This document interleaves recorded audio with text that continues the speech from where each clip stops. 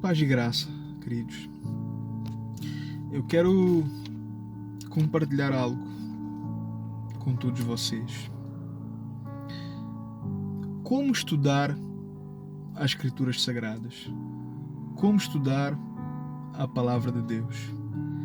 Este é um tema importantíssimo, o qual muitos não têm entendido este princípio. Esta é uma pergunta que nem todos sabem responder. Esta é de facto uma dúvida de muitas pessoas, de como estudar a Palavra de Deus, de como estudar as Escrituras Sagradas. Por onde começar? Como fazer? Qual o princípio? E nestes dias mais que nunca, nós precisamos verdadeiramente estudar, de conhecer, de meditar na Palavra de Deus. Então, a minha oração é que esta mensagem, a minha oração é que este tema ele possa lhe despertar, lhe encorajar, lhe confortar, lhe animar e lhe despertar para, de facto, se tornar uma verdade, não somente na sua vida, mas como na minha vida. Nós precisamos, nestes dias, estabelecer prioridades, perder tempo para buscar o Senhor. E nós precisamos de aprender como buscar, como conhecer e como estudar as Escrituras Sagradas. Vamos fazer apenas uma oração breve. Feche os seus olhos. Senhor, nós te louvamos e nós te glorificamos, Pai, por este dia e por esta oportunidade. Obrigado, Senhor Deus, por nós podermos entrar na Tua presença, ter a liberdade para buscar o Senhor, para nos envolver diante do Senhor. Pai, que este tema, que esta mensagem, que o Senhor venha, Senhor Deus, verdadeiramente nos mostrar, que o Senhor venha verdadeiramente nos esclarecer, que o Senhor venha verdadeiramente para iluminar a nossa mente e incendiar o nosso coração, que o Senhor venha nos ensinar nesta tarde, que o Senhor venha nos consolar, nos despertar e nos exortar. Mas, Senhor Deus, que o estudo da palavra se torne uma verdade nas nossas vidas. Nos ensina a entender como estudar, a entender como te buscar e a entender, Senhor Deus, como estudar a Tua palavra. Senhor, fala conosco, Pai. Nos dá compreensão, nos dá entendimento e discernimento, Pai, para que nós possamos frutificar no Senhor e glorificar o Teu nome, fazendo, Senhor Deus, e sendo, Senhor Deus, pessoas diferenciadas, pessoas transformadas, cheias do conhecimento e da graça do Senhor. Em nome de Jesus. Louvado e glorificado seja o Senhor. Então, primeiramente, nós devemos começar então o estudo, a meditação da maneira correta. E é aqui onde muitos erram, porque acabam negligenciando o princípio da oração, porque acabam então negligenciando a oração, que é então o início de tudo. Então, a oração aqui, ela é a chave para o desenvolvimento do nosso estudo para com as Escrituras Sagradas, para com a Palavra de Deus. O salmista Davi, ele vai orar então neste sentido no Salmo 119, versículo 18. Olha o que ele diz: desvenda os meus olhos, para que eu contemple as maravilhas da Tua lei. Então, nós devemos sim orar primeiramente e buscar então a ajuda do próprio Senhor para entender, para compreender a Sua palavra. O apóstolo Paulo, ele também fala na sua carta aos Coríntios sobre isso. Olha o que ele diz em 1 Coríntios capítulo 2, do verso 14. Quando o homem natural, que o homem natural não aceita as coisas do Espírito, porque lhe são loucura, e não pode então entender, porque elas se discernem espiritualmente, com uma mente transformada. Então, o estudo, ele requer, portanto, uma atividade espiritual em que nós necessitamos urgentemente da ajuda do Espírito Santo. Segundo ponto, é necessário prudência. É necessário então uma vida de oração regular, mantendo então a humildade e pedindo então sabedoria e entendimento nas Escrituras Sagradas. E então é necessário nós nos conscientizarmos disso. Como o próprio apóstolo Pedro, ele vai ensinar em sua carta, em 1 Pedro, capítulo 5, versículo 5. Olha o que ele diz: cingi-vos todos de humildade, porque Deus resiste os soberbos, mas dá graça aos humildes. Ou contudo, os humildes ele concede da sua graça. Então, o estudo das Escrituras Sagradas, o estudo da Palavra de Deus, ele não servirá para que o homem se torne então orgulhoso ou soberbo. Pelo contrário, e usando então desse conhecimento para humilhar os outros, porque isso é errado. E Tiago, o apóstolo Tiago, ele trabalha então bem também essa ideia a respeito de como viver a palavra de Deus no seu dia a dia. Olha o que ele diz no capítulo 1, versículo 19. Portanto, meus amados irmãos, todo homem seja então pronto para ouvir, tardio para falar e tardio para irar.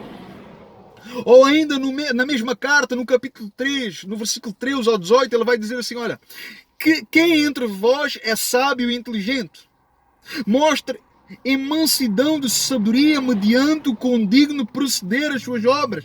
Ele vai dizer lá mais à frente assim, olha, a sabedoria, porém, lá do alto, é primeiramente pura, depois pacífica, indulgente, tratável, plena de misericórdia e de bons frutos, imparcial, sem fingimento. Ora, é em paz que se semeia o fruto da justiça para os que promovem a paz. Então, nós precisamos verdadeiramente aprender sobre isso. Terceiro ponto. Você precisa ler muito as Escrituras. Você precisa ler muito as Escrituras. Livro por livro, capítulo por capítulo, versículo por versículo. E eu, Fábio, lhe encorajo a ler um capítulo e depois então voltar a ler de novo.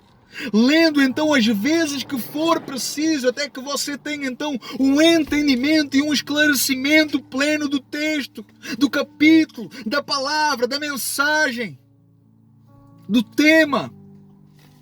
E ao estudar, tenha sempre consigo um dicionário para poder então entender o significado daquelas palavras mais difíceis de entender. E a Bíblia está carregada de algumas palavras difíceis de entender, então precisamos de um dicionário para poder entender. Tenha consigo também um bom manual de teologia sistemática. Ajuda bastante, por exemplo, o Dwight Grudem. Ele é muito bom mesmo. Tenha também consigo um caderno. E desse caderno faça anotações. Nesse caderno faça anotações. Escreva então aquilo que você entendeu diante daquilo que você leu e releu. Faça anotações na própria Bíblia. Sublinha a Bíblia, rascunha a Bíblia, rabisca a Bíblia. Porque a nossa Bíblia, ela tem que ter isso.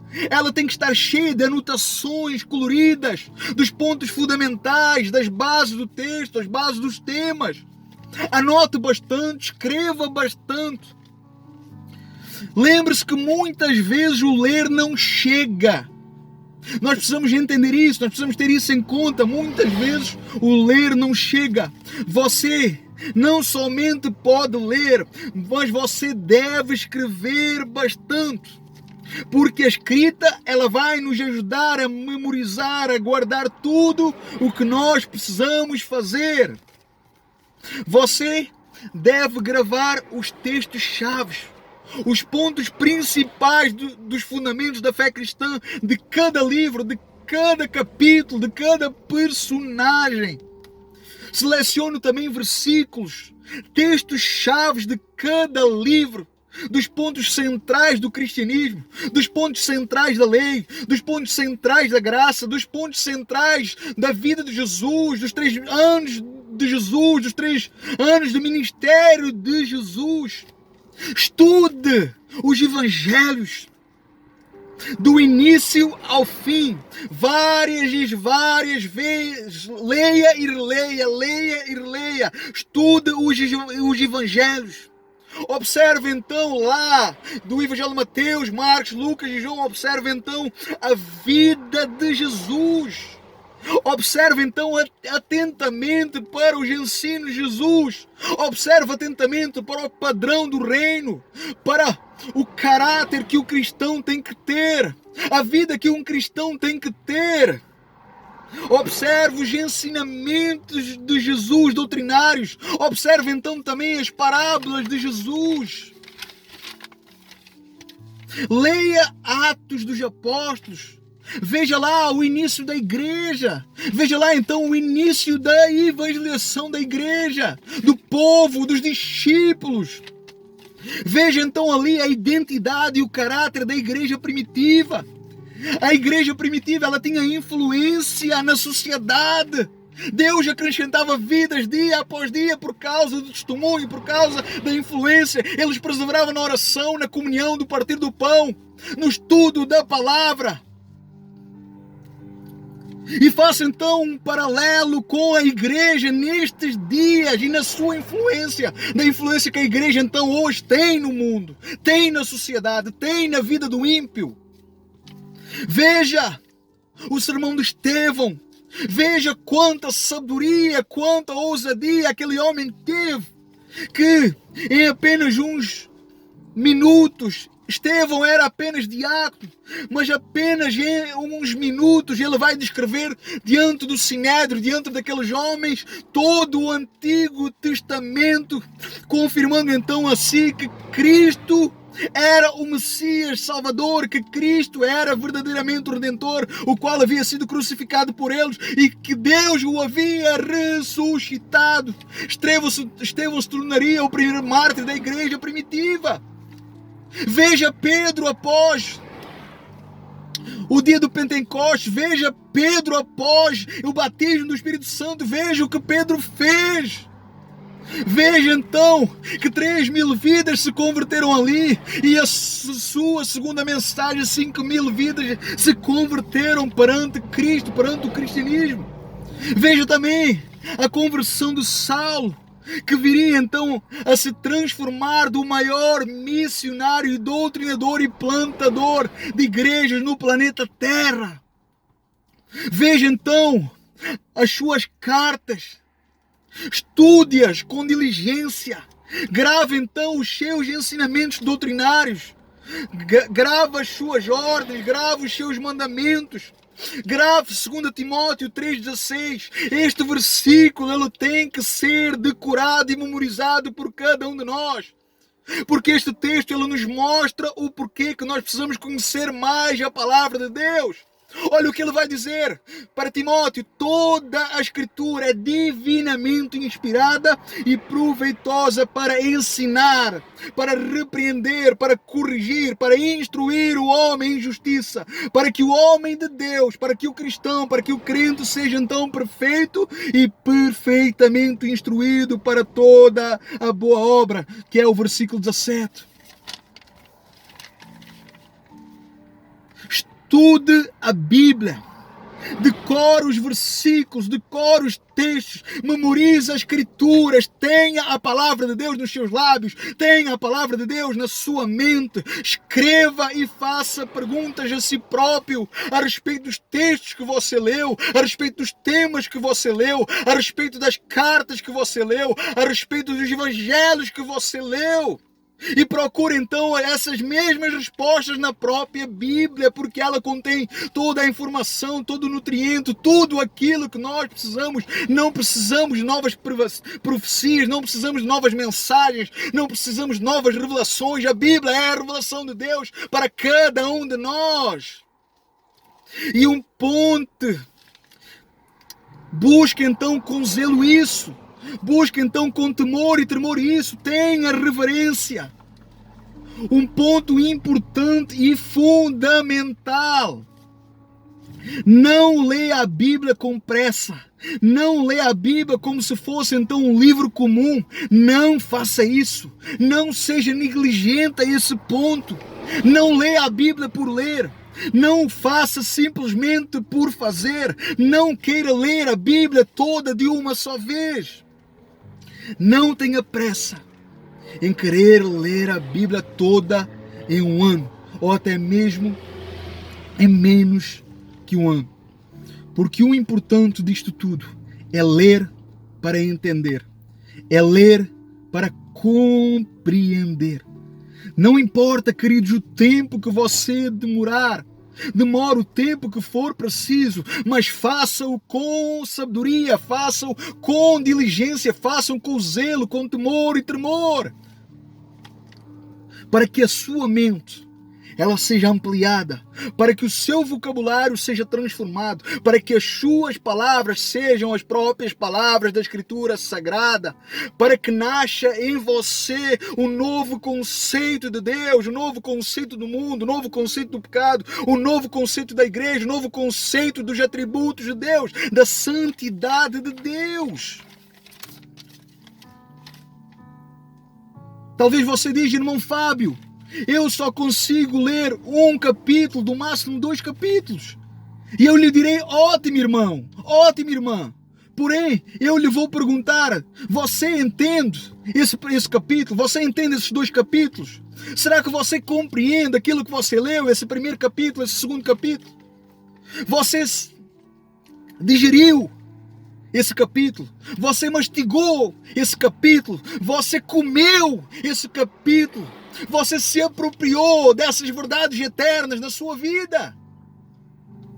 Se sim, louvado seja Deus por isso. Porque isso é o começo de tudo. Isso é o propósito de nós estudarmos Deus, de nós estudarmos a teologia, de nós estudarmos a palavra do Senhor. Então, em nome de Jesus, leia a Bíblia. Leia a Bíblia. Leia as Escrituras Sagradas. Separe o seu tempo para isso. Busque tempo, use o seu tempo, ainda que seja limitado, mas que seja então bem aproveitado. Pague o preço. Queira Deus, deseje Deus, queira conhecer Deus e crescer no conhecimento e na graça.